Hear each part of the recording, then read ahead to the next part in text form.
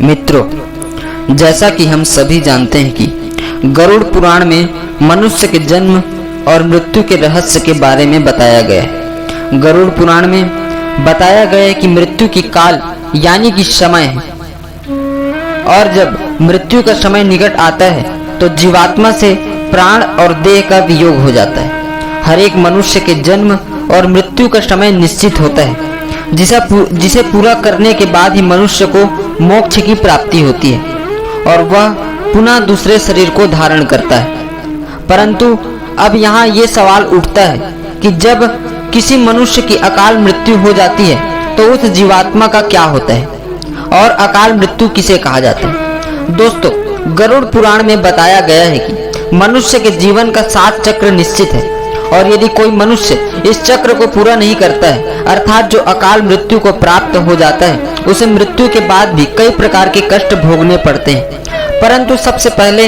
ये जानना आवश्यक है कि अकाल क्या होता है, अर्थात किस तरह के मृत्यु को गरुड़ पुराण में अकाल मृत्यु की श्रेणी में रखा गया है।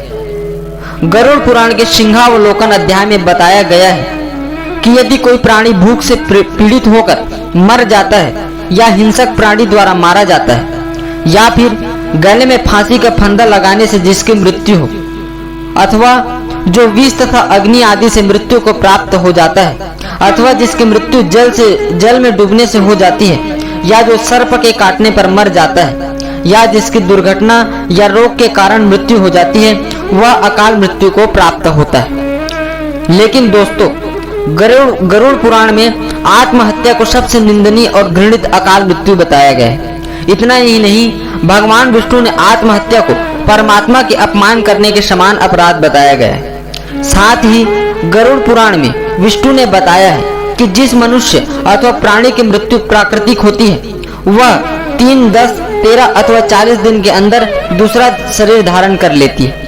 किंतु जो व्यक्ति आत्महत्या जैसा घृणित अपराध करता है, उस प्राणी की जीवात्मा पृथ्वी लोक पर तब तक भटकती रहती है जब तक वह प्रकृति के द्वारा निर्धारित अपने जीवन चक्र को पूरा नहीं कर लेता।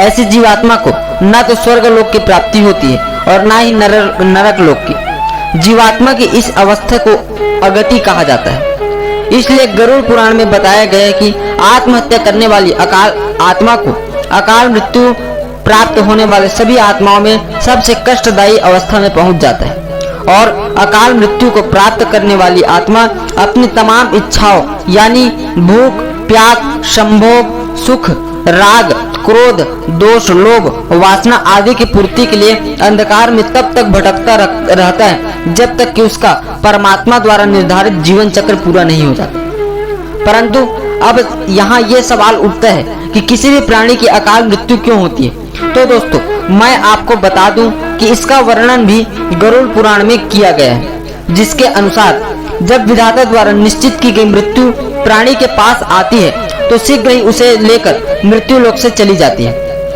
प्राचीन काल से ही वेद का यह कथन है कि मनुष्य 100 वर्ष तक जीवित रहता है, किंतु जो व्यक्ति निंदित कर्म करता है वह शीघ्र ही विनष्ट हो जाता है। जो वेदों का ज्ञान न होने के कारण वंश परंपरा का सदाचार पालन नहीं करता, जो आलस्यवश कर्म का परित्याग कर देता है, जो सदैव त्याज्य कर्म को सम्मान देता है, जो जिस घर में भोजन कर लेता है और जो परिस्त्री में अनुरक्त रहता है, इसी प्रकार के अन्य महादोषों से मनुष्य की आयु क्षीण हो जाती है। श्रद्धाहीन, अपवित्र, नास्तिक, मंगल का परित्याग करने वाली परद्रोही, असत्यवादी ब्राह्मण की अकाल मृत्यु में यमलोक ले जाती है। गरुड़ पुराण में बताया गया है कि जो पुरुष अकाल मृत्यु को प्राप्त करता है वह भूत, प्रेत, पिशाच, कुष्मांडा, ब्रह्म राक्षस, बैताल या क्षेत्रपाल योनि में भटकता रहता है। जबकि कोई स्त्री अकाल मृत्यु को प्राप्त होती है तो वह भी इसी तरह की योनि में भटकती रहती है, लेकिन उसे अलग अलग नामों से जाना जाता है। जैसे कि यदि कोई नवयुवती स्त्री या प्रसूता अकाल मृत्यु को प्राप्त होती है तो वह चुड़ैल बन जाती है। वहीं जब किसी कुंवारी कन्या की अकाल मृत्यु हो जाती है तो उसे देवी योनि में भटकना पड़ता है। इन सब के अलावा गरुड़ पुराण में अकाल मृत्यु के कारणों से मृत आत्मा के शांति हेतु कई तरह के उपाय बताए गए हैं। गरुड़ पुराण में बताया गया है कि अकाल मृत्यु को प्राप्त करने वाले आत्मा हेतु उनके परिवार जनों को नदी या तालाब में तर्पण करना चाहिए, साथ ही मृत आत्मा की इच्छा की पूर्ति के लिए पिंडदान अथवा सत्कर्म जैसे दान, पुण्य अथवा गीता पाठ करवाना चाहिए। ये कार्य कम से कम 3 वर्षों तक चलते रहना चाहिए। साथ ही बरसी आने पर भूखे ब्राह्मणों बालकों को भोजन भी कराना चाहिए ताकि मृत आत्मा को जल्द से जल्द मुक्ति मिल सके।